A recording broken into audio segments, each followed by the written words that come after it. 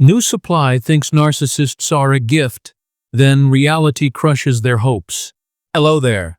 Have you ever been through a relationship with a narcissist, and after it ended, you found yourself watching them move on to someone new?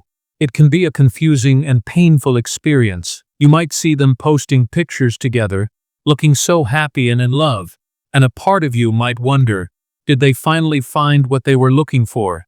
Did they change for the new person? You might even feel a pang of sadness or jealousy, thinking that the new person is getting the version of them that you always wanted. But what if I told you that what you're seeing isn't real? What if that new person, that new supply, isn't getting a better, changed version of the narcissist at all? What if they are currently trapped in the very first, most dangerous phase of the narcissistic abuse cycle?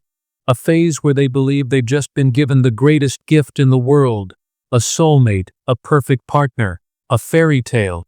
The truth is, the new supply's journey is not a story of finding true love. It's a journey from bliss to heartbreak, from idealization to a reality so crushing that it shatters their hopes and dreams. It's a painful, predictable cycle that you have already lived through, and understanding this cycle, seeing it for what it is one of the most powerful things you can do for your own healing. It confirms that your experience wasn't just a painful coincidence. It was a predictable pattern of a disordered mind. In this deep and enlightening discussion, we're going to pull back the curtain on this devastating journey. We're going to explore how the new supply thinks the narcissist is a gift, and then how reality crushes their hopes. We'll walk through the 10 steps of this painful cycle, from the moment they fall for the fantasy to the moment they realize the person they fell in love with doesn't actually exist. Understanding this isn't about feeling a sense of revenge. It's about finding profound validation and a sense of gratitude that you are no longer in that cycle yourself. Welcome back, you strong, insightful soul. If you've ever felt that confusing mix of feelings while watching a narcissist with their new supply, remember that your gut feeling is probably right. The facade is only ever temporary. So let's get into the specifics of this painful journey. Please remember to hit that like button if you find this helpful. Share this video with someone who needs this message, and subscribe to our channel to join our community. Your support means the world. Let's begin with the very first and most deceptive phase. 1.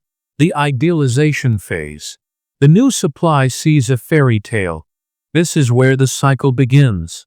The new supply has just met the narcissist, and they are completely swept off their feet. The narcissist has presented their carefully crafted false self, a persona that is charming, attentive, and incredibly magnetic. They are love-bombing the new supply, showering them with over-the-top compliments, grand gestures, and promises of a forever love. From a psychological perspective, the narcissist has an uncanny ability to mirror the new supply's desires. They will listen to their hopes and dreams, and then present themselves as the perfect person who can fulfill them. The new supply will feel an intense, almost spiritual connection to the narcissist, believing they have found their soulmate. This feeling is so strong and so intoxicating that it makes the new supply ignore any early red flags. They will convince themselves that this is what true love is supposed to feel like, a whirlwind of passion and connection. They think the narcissist is a gift, a dream come true, and they will completely let down their guard, opening themselves up to a profound level of vulnerability. They have no idea that this is just the beginning of a very painful cycle, and that the person they are falling in love with is not real. 2. The sudden appearance of red flags. After the intense love-bombing phase, the first cracks in the facade begin to appear. The new supply starts to notice small, unsettling behaviors that don't quite fit with the perfect image of the narcissist they have in their minds. It might be a controlling comment about their friends, a sudden flash of anger over a minor issue, or a strange contradiction in a story they told. From a psychological standpoint, the narcissist's core pathology is beginning to emerge. They can't keep up the perfect facade forever. The new supply's sense of self is starting to become a threat, and the narcissist's need for control begins to show. The new supply, still high on the love bombing, will often dismiss these red flags. They will make excuses for the narcissist's behavior, telling themselves that the narcissist is just having a bad day, or that they are overly sensitive. They will rationalize away these inconsistencies because they want so badly to believe in the fairy tale they were sold. This is a critical point in the cycle, because this is where the new supply begins to gaslight themselves, and the narcissist begins to see just how much they can get away with. The new supply's hopes are still strong, but a subtle sense of unease has been introduced, a feeling that will only grow stronger over time. 3. The new supply starts to question themselves. As the red flags become more frequent and more pronounced, the narcissist begins to use a very powerful tool, gaslighting. They will deny things they said, twist events to make the new supply feel like they are crazy, and tell them that their feelings are wrong. The new supply, still caught in the emotional whirlwind of the idealization phase, will begin to question their own perceptions, their own sanity, and their own memory. From a psychological perspective, the narcissist is now actively working to undermine the new supply's reality. They are trying to make the new supply feel so confused and so insecure that they are more willing to accept the narcissist version of events. The new supply will start to apologize for things they didn't do, and they will constantly second-guess themselves. They are thinking, maybe I am too sensitive. Maybe I am remembering that wrong. Maybe it's me. The hope of the fairy tale is still a powerful motivator, and they are willing to sacrifice their own sense of reality to get back to that perfect feeling. This is a very painful and confusing phase, and it is where the new supply's hopes begin to get tangled up in a web of self-doubt. 4.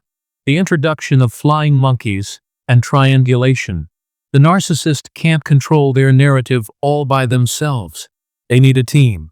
So, they begin to use flying monkeys and triangulation to control the new supply and to isolate them from their friends and family. They will introduce the new supply to a network of people who are loyal to the narcissist, and they will use these people to validate their lies and to reinforce their perfect image.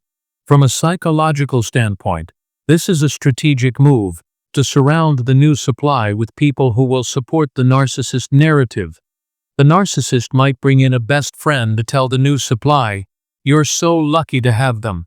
They're such a great person." Or they might use an ex-partner to make the new supply feel jealous and insecure, thereby ensuring that the new supply works harder to keep the narcissist happy. This triangulation is designed to make the new supply feel like they are not alone in their love for the narcissist, and that any doubts they have are a sign that they are flawed. This tactic isolates the new supply and makes it harder for them to see the truth, because everyone around them seems to be confirming the narcissist version of reality. Their hopes are now completely invested in a fantasy that is being reinforced by an entire cast of characters. 5. The devaluation phase begins in earnest.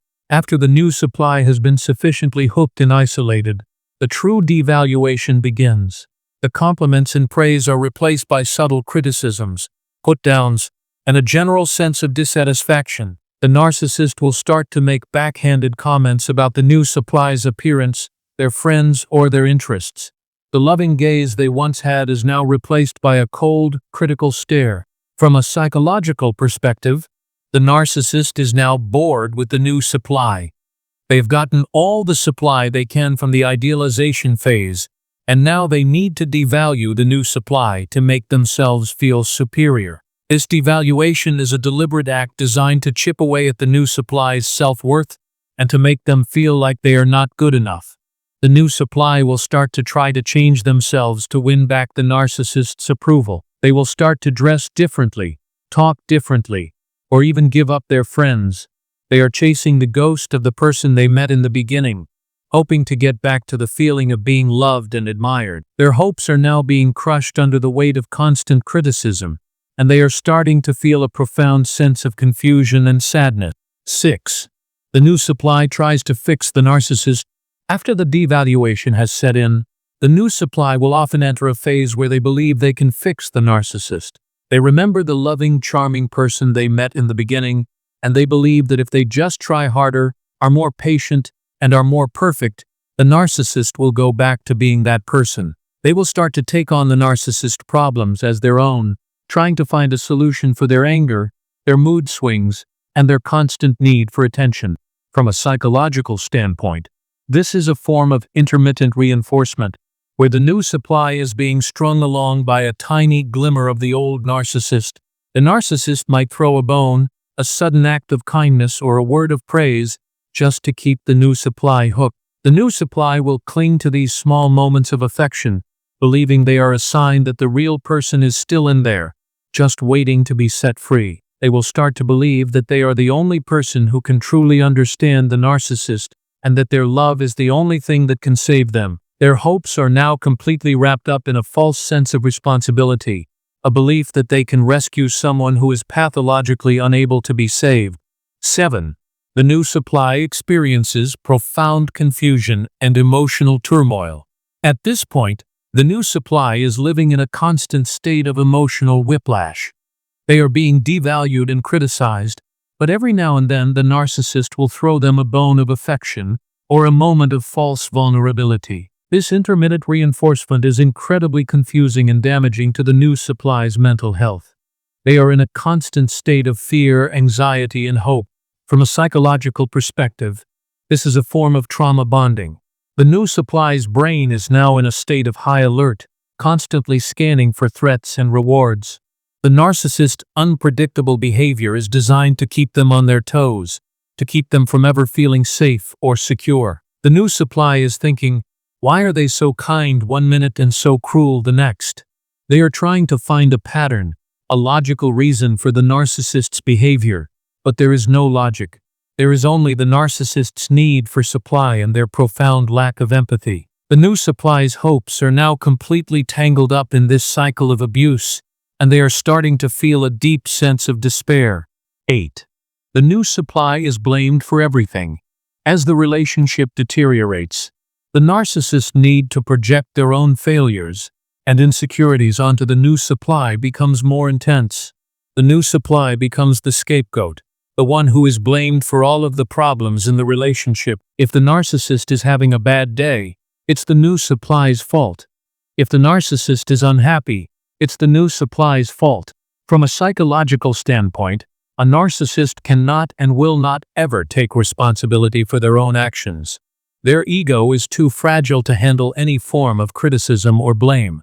So, they will project all of their own shame and all of their own failures onto the new supply. The new supply will now be in a constant state of defense, trying to prove their innocence, trying to explain their intentions, and trying to get the narcissist to see their side of things. But there is no seeing their side of things. There is only the narcissist's reality, where they are the perfect victim and the new supply is the one who is to blame. The new supply's hopes are now being completely crushed under the weight of this false blame, and they are starting to feel a profound sense of helplessness. 9. The reality of the narcissist's emptiness is revealed. At this point, the new supply has been through so much devaluation, gaslighting, and blame that a moment of profound clarity often occurs. The new supply begins to see that the charming, perfect person they met in the beginning was a complete illusion. They begin to see that the narcissist is a hollow, empty person who is incapable of genuine love or empathy. The fairy tale is officially over. From a psychological perspective, the new supply is finally starting to see the narcissist for who they truly are. They are seeing the profound emptiness, the lack of a real sense of self, and the deep-seated insecurity that drives all of their behavior. They are realizing that the person they fell in love with never actually existed, and that their hopes were built on a foundation of lies. This is a moment of immense pain, but it is also a moment of immense power. The new supply is finally starting to see the truth, and that truth is the first step toward their liberation. The crush of reality is finally here, and it is a devastating but necessary experience. 10. The final discard or escape. The final phase of this devastating cycle is either the discard or the escape. The narcissist, now bored and frustrated with the new supply, will often discard them in a cold, brutal, and unceremonious way. They will find a new supply and move on without a second thought. Or, the new supply, after realizing the painful truth, will find the strength to finally leave. From a psychological standpoint, this is the end of the line for the new supply. They are either cast aside like a broken toy, or they find the courage to walk away from a fantasy that has become a nightmare. The new supply's hopes are completely crushed, But in that crushing, they find the strength to begin their own healing journey. They are leaving not just a person but a painful, predictable cycle of abuse. And as they walk away, they will begin to understand that the person they thought was a gift was actually a profound and painful lesson in self-love, boundaries, and the importance of trusting their own reality. So, what does this all mean for you? When you watch a narcissist move on to a new supply, don't be fooled by the pictures and the stories of a perfect life. Remember that what you're seeing is not a new love story, it's the beginning of a painful, predictable cycle.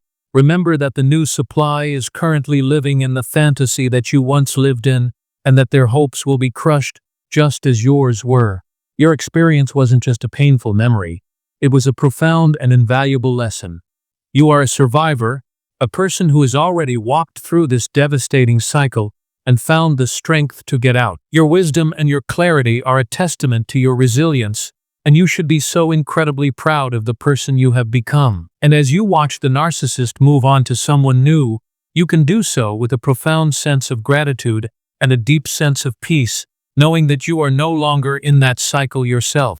Thank you for joining me on this journey of enlightenment. If this video has helped you to better understand your experience, please consider sharing it with someone who might be struggling. Your support helps us to reach and empower more people. And of course, please don't forget to like this video and subscribe to our channel for more guidance on your path to recovery. Until next time, stay strong, stay aware, and keep choosing your peace.